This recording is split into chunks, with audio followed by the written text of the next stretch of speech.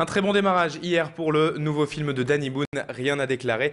On s'attendait à une ruée du public vers les cinémas de la région en cette première journée. Mais la cohue, c'est en fait hier soir qu'elle a eu lieu. Et avec plus de 40 000 spectateurs hier dans le Nord-Pas-de-Calais, c'est tout simplement le meilleur démarrage pour un film dans la région depuis Bienvenue chez les Ch'tis. Le public n'a donc pas pour l'instant suivi les avis des critiques cinéma, plutôt sévères pour le film de Danny Boone. Rien à déclarer est très durement jugé par certains journaux. Alors pour lancer le film, le bouche à oreille va-t-il fonctionner? Écoutez donc les avis des premiers spectateurs que notre reporter Baptiste Blic a rencontrés hier à l'issue de la séance. J'ai bien aimé parce que d'abord j'aime bien Paul Vord, Danny Boone, j'aime bien le sujet puisque je suis frontalière et ensuite il y a du sentiment, donc ça fait un tout. Je voulais voir la différence entre Bienvenue chez les Ch'tis et Rien à déclarer. Ben, je suis désolé, il n'y a rien à déclarer. C'était superbe. Et franchement, il est vraiment bien, toutes les expressions et tout, enfin, c'est bien fait.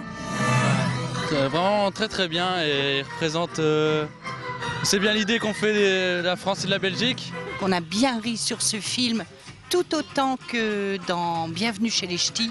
Je ne regrette absolument pas d'être une des premières dans le Nord à avoir vu ce film, c'est vraiment génial.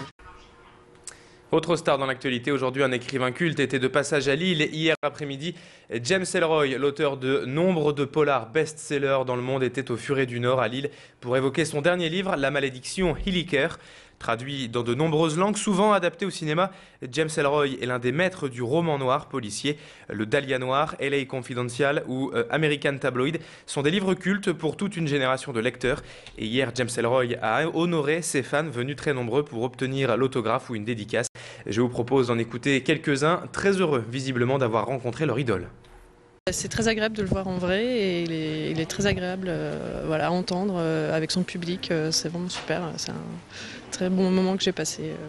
C'est un grand honneur parce que j'ai déjà lu tous ses bouquins, donc pour moi c'est une mémoire vivante, c'est comme un héros si vous voulez. Il écrit super bien, il est super dans la réalité et ses livres sont d'un réel, d'un noir qu'on aime tous, on a tous une noirceur entre nous. Je suis vraiment impressionné d'avoir vu un gars comme ça, quoi. Je pense que j'avais vu José Giovanni, le réalisateur français, il y a une vingtaine d'années, ça m'avait fait la même impression, c'est des personnages très forts. Les chiffres du chômage également dans l'actualité en ce jeudi matin avec des chiffres assez mauvais, il faut le dire. Ils sont parus hier pour le mois de décembre et forcé de constater donc qu'ils ne sont pas très bons. Le mois dernier, le nombre de demandeurs d'emploi a augmenté de 0,5% dans le Nord, 0,9% dans le Pas-de-Calais. La hausse est encore plus significative depuis un an, vous le voyez, 6% de chômeurs en plus depuis un an dans le Nord.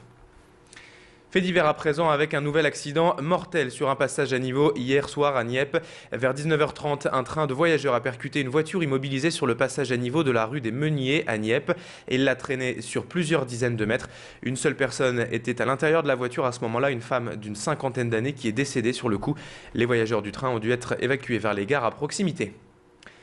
En bref, la tension continue de monter à l'hôpital de Roubaix entre la direction et les sages-femmes.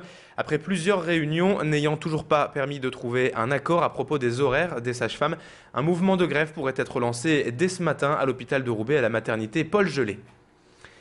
Mobilisation générale dans le quartier de l'Île-Five ces jours-ci pour aider Nelo Pedro, un jeune Angolais de 19 ans scolarisé au lycée Jean Monnet à Fives et menacé d'expulsion. La semaine dernière, il a été arrêté par la police et conduit au centre de rétention de l'Équin après un banal contrôle d'identité à la sortie du lycée. Et après une audience devant le juge des libertés et des détentions en début de semaine, Nelo Pedro est donc menacé d'expulsion du territoire. Aujourd'hui, ses copains de classe et le réseau Éducation sans frontières se battent pour demander sa régularisation. D'autant plus que Nelo n'est autre qu'un enfant soldat enrôlé de force en 2007 par l'armée pour combattre et qui a fui son pays et la guerre pour trouver refuge en France. Élodie Bernachon l'a rencontré, écoutez son témoignage. Je me sens très très mal comme un grand dangereux, quelqu'un qui est dangereux pour la France. Je me sens comme ça. Et parce que jamais j'ai vécu ça. La confiance que j'ai eue en moi, je commence à le perdre. Parce que oui, je sais que je peux faire des choses, mais il y a un moment que j'ai dit non. Oui, ça c'est une illusion. Penser trop et en sachant que tu n'as pas beaucoup d'opportunités, tu n'as pas beaucoup de façons de comment s'en sortir. Chaque année, en France, plus de 40 000 personnes meurent d'un arrêt cardiaque. Mais le plus souvent, avec les bons gestes effectués à temps, la mort peut être évitée. Alors pour sensibiliser le public au risque cardiaque, le train du cœur sillonne la France actuellement et s'est arrêté hier à Lille. À l'intérieur de ce train, on explique comment fonctionne un cœur, comment faire en cas d'arrêt cardiaque et quels sont donc bien sûr les gestes qui peuvent sauver une vie. On y apprend également à utiliser un défibrillateur. L'objectif justement de ce train est d'encourager les pouvoirs publics à installer plus de défibrillateurs un peu partout sur les voies publiques.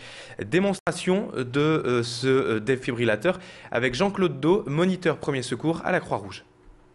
Une fois que vous avez l'appareil à disposition, c'est tout simple. Vous avez juste un bouton marche-arrêt et un bouton pour délivrer les chocs lorsque ça sera nécessaire.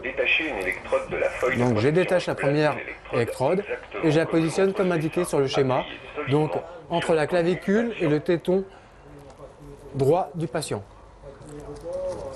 Lorsque la première électrode est en place, je me saisis de la seconde et je la coller du côté gauche du patient en fait, sous les côtes flottantes. D'accord ? Voilà. Là, je m'écarte. Je demande éventuellement aux gens autour de s'écarter, car il va effectuer sa première analyse du rythme cardiaque de la victime.